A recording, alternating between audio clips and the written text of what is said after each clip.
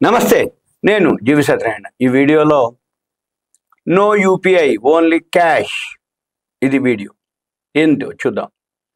ఈ ఏవైతే యూపీఐ ట్రాన్సాక్షన్లు అంటే గూగుల్ పేలు, ఫోన్ పేలు ఏవైతే బాగా పెరిగిపోయినాయో, ఈ ఎప్పుడైతే పెరిగిందో టెక్నాలజీ పెరగటం, మార్కెట్‌లో మనం పోతే క్యాష్ మోయక్కర్లేదు.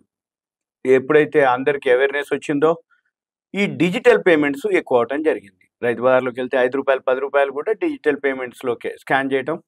రూ. 5, రూ. 10 కూడా పేమెంట్ చేయటం జరుగుతుంది. అయితే ఒకప్పటి మాదిరి మనం క్యాష్ పెట్టుకోవటం, 5, 10, 20, 50, 100 చిల్లర పట్టుకొని తిరగటం అవన్నీ తగ్గిపోయింది. అయితే ఈ చిన్న వ్యాపారులు గూడా ఇప్పుడు అలవాటు పడటం జరిగింది డిజిటల్ లావాదేవీలకి. ఎవరికి వాళ్ళు చిల్లర లేదు, అది లేదు, ఇది లేదు అంటం లేదు. స్కాన్ చేయండి మాకు అని అంటే వెంబటే ఒక అకౌంట్‌కొచ్చినట్టుగా ఒక బీప్ వస్తది, సౌండ్ వస్తది. ఒక మైక్ ఉంటది. వెమ్మటే వాళ్ళకి రైట్ అండి అంటారు. అయితే ఇప్పుడు ఈ చిన్న వ్యాపారులకు జీఎస్టీ నోటీసులు రావటం జరిగింది. అదేంటిదో చూద్దాం.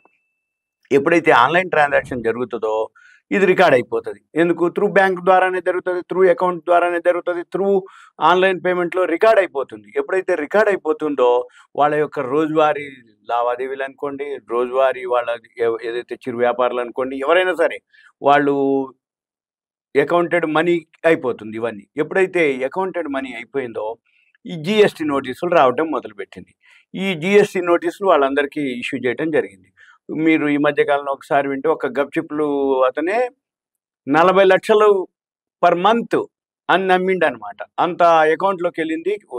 లక్షలు అంటే ఏంది క్యాష్ అంటే టాక్స్ పే చేయడు, ఇన్‌కమ్ టాక్స్ పే చేయడు, జీఎస్టీ పే చేయడు. కానీ ఆయన అకౌంట్‌లో లక్షలు టర్నోవర్, లక్షలు బ్యాంక్ బ్యాలెన్స్, లక్షలు ఉంటది. అక్కడ అంటే అది డిజిటల్ పేమెంట్‌ల ద్వారా అతను ఇన్‌కమ్ ఎంత ఏంటిదనేది తేలిపోయింది. ఎవరైతే ఉన్నారో అనుకుంటారు గప్‌చిప్ బండే కదా ఏముండదని. కానీ జరిగింది అనేది రూఢి అయింది.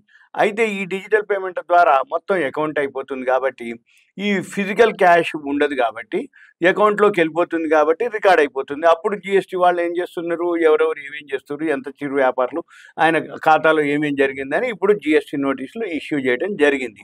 అదేంటిదో చూద్దాం. ఎప్పుడైతే ఈ ఈ జీఎస్టీ నోటీసులు వాళ్ళు కస్టమర్లు అంటే ఇప్పుడు వాళ్ళకి జీఎస్టీ నోటీసులు వచ్చాక ఈ చిరు వ్యాపారులు ఏం చేస్తున్నారు, ఇక బోర్డు పెట్టేస్తుర్రు. ఏమని? నో డిజిటల్ అనమాట. ఓన్లీ క్యాషే ఇవ్వాలి అనేది అంటే క్యాషే ఇవ్వాలి. ఇక డిజిటల్ పేమెంట్‌లకి నో చెప్పడం అనమాట.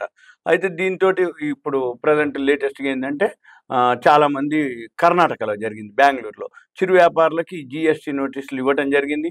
దాంతో యూపీఐ క్యూఆర్ ఏదైతే స్కాన్ చేస్తామో అయన్నీ పక్కకు పడేసి వాళ్ళందరూ ఏం చేస్తుర్రు, వాళ్ళ చిరు వ్యాపారులందరూ కూడా నోటీస్ వచ్చింది కాబట్టి నో యూపీఐ ఓన్లీ క్యాష్ అని బోర్డులు పెట్టేసి స్కాన్ ఇయన్నీ పక్కకు పెట్టేసారేమో. ఏది స్కానర్‌లన్నీ.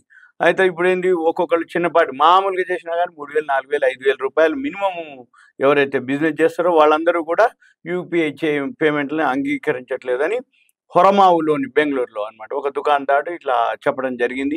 అయితే ఈ స్ట్రీట్ ఫుడ్ దుకాణాలే బాగా ఎక్కువ శాతం జీఎస్టీ నోటీసులు రావటం.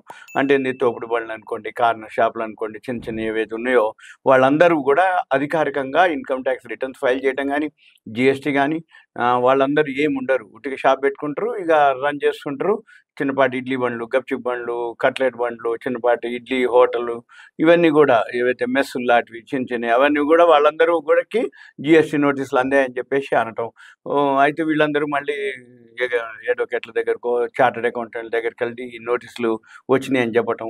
కొంతమందికి లక్షల్లో గూడా మీరు జీఎస్టీ పే చేయాలని నోటీసులు రావటం.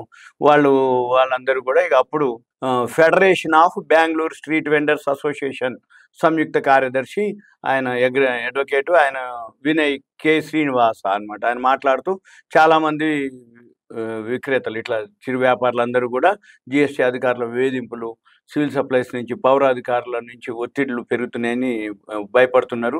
దాంతో చాలామంది ఇప్పటికే కస్టమర్ల నుంచి మాకు నగదే ఇవ్వండి, క్యాషే ఇవ్వండి, డిజిటల్ పేమెంట్ వద్దని చెప్పడం.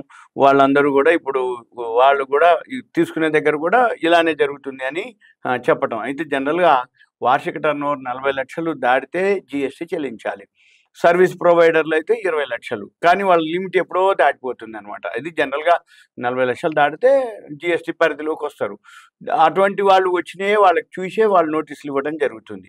అయితే వీటన్నిటి మీద వాణిజ్య పన్నుల శాఖ స్పందిస్తూ 2021, 22 నుంచి యూపీఐ లావాదేవీలు ఎవరైతే చేస్తున్నారో ఆ డేటా జిఎస్టీ రిజిస్ట్రేషన్కి అవసరమైనటువంటి టర్నోవర్ స్థాయిలను చేసిన వారికే మేము నోటీసులు జారీ చేసినాము అని చెప్పడం జరిగింది.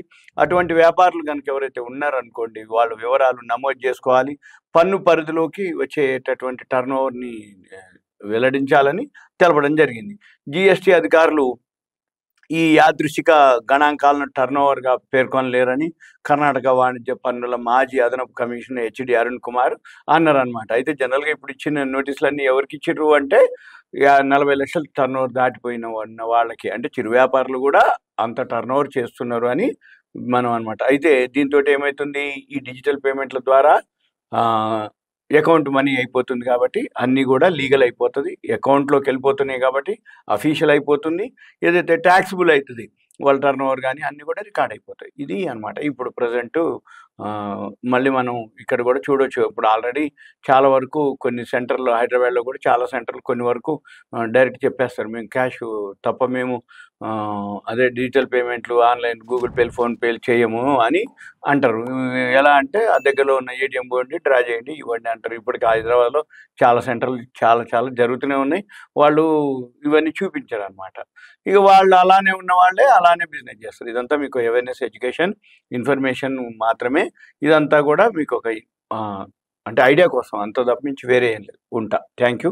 సెలవు.